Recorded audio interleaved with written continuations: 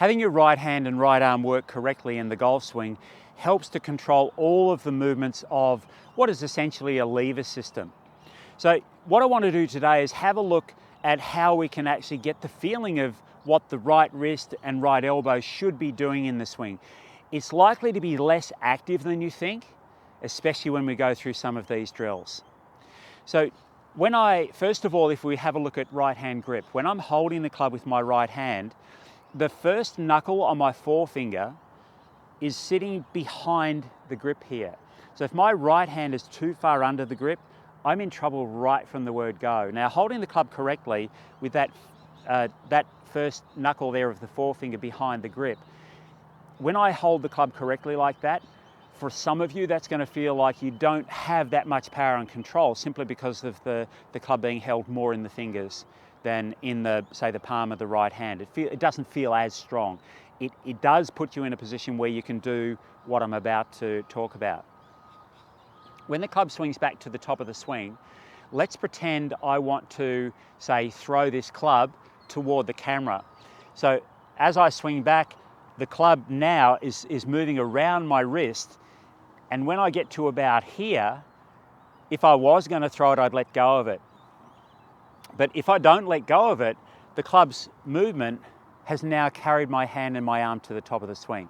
So it's almost like that movement of the right hand and arm is, to a large extent, it's been taken up there by the club.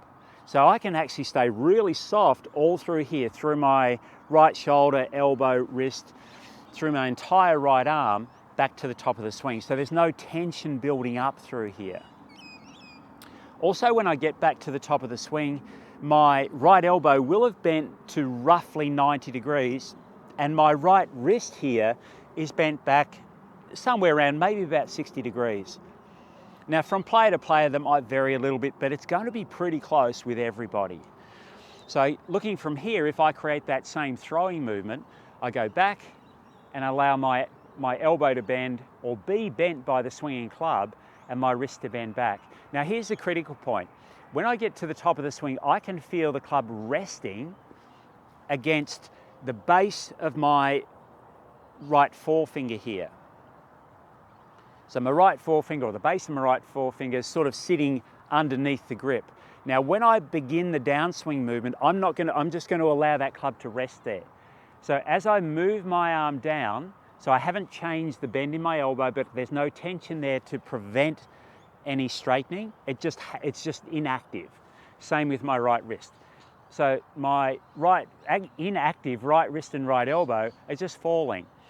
And the club, because it's actually angled back this way, because of gravity, it's still going to, I can still feel that resting on that forefinger there. Now it'll get to a point where it doesn't rest anymore. So I keep this club moving down, and at some point it wants to swing.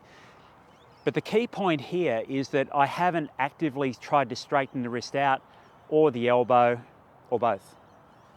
So if I get the sense of that movement, so the club's resting on my forefinger. Also, when you do this movement, most players, when they create say a right arm only swing, they'll swing it back like this. Now clearly that's not going to work. My left hand won't go on the grip. So when you do this, keep it light, keep it soft, keep the right arm relatively close to your body so that you can get that right angle bend and about that 60-degree bend back with the wrist.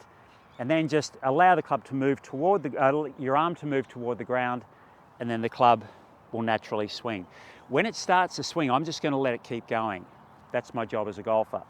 So arm moves towards the ground, just let the club swing, rather than trying to do something with my hands. When I put two hands on the grip, it's the same.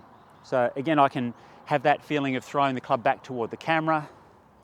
Momentum carries me through to the top of the swing, but now it's helping to rotate my body as well. And then from the top of the backswing, again, I'm nice and passive as I start down. So all this holding angles and holding wrists, it's a lack of activity that does it, plus the weight of the club, not because I'm tense and trying to hang on. So from there, passive, club and arms fall, and that's my swing. So let's put a ball in front of that motion, and we'll look to recreate that. Again, relatively passive right arm.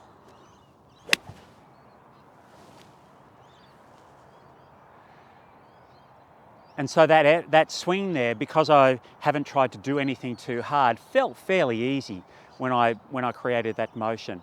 So practice that movement, just one arm, right arm, even holding the club, right at the very bottom of the grip to make the club feel lighter, so you can start to get the feel of that motion. Keep the movement of the right arm fairly inactive, then just start to accelerate the rate of the movement a little bit, and you'll find that you'll actually have much more control, probably more power as well.